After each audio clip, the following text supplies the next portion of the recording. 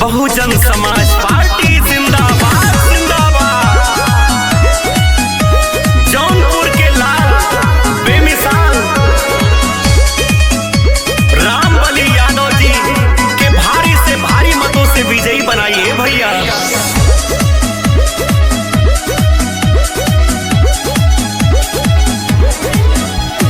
आशीष राम बली यादव पे बरसा दी हो।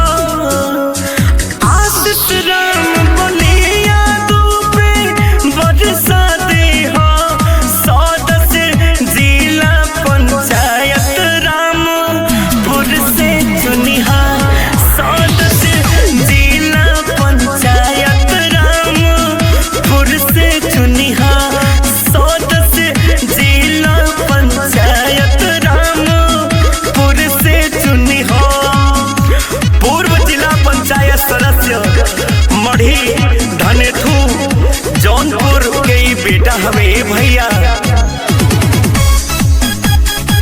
बहन कुमारी मायावती राष्ट्रीय अध्यक्ष बसपा के विशेष सहयोग पाए भैया।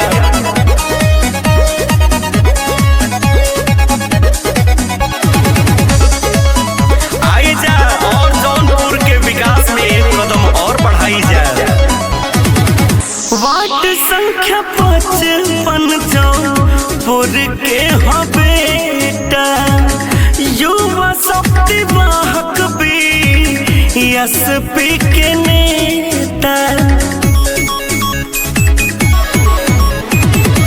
विधानसभा मड़िया के हवे प्रभारी।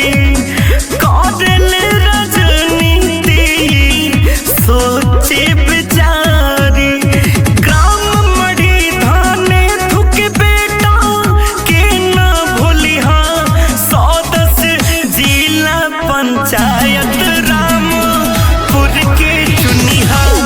110 जिला पंचायत रामपुर के चुनिहा।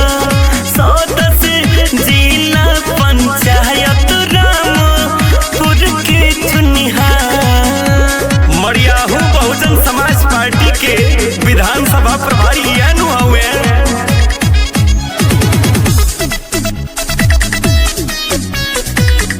खूब प्यार दुलार आशीर्वाद बनाई जाए भैया। रामबली यादव जिंदाबाद जिंदाबाद जिंदाबाद। लइकन बच्चन के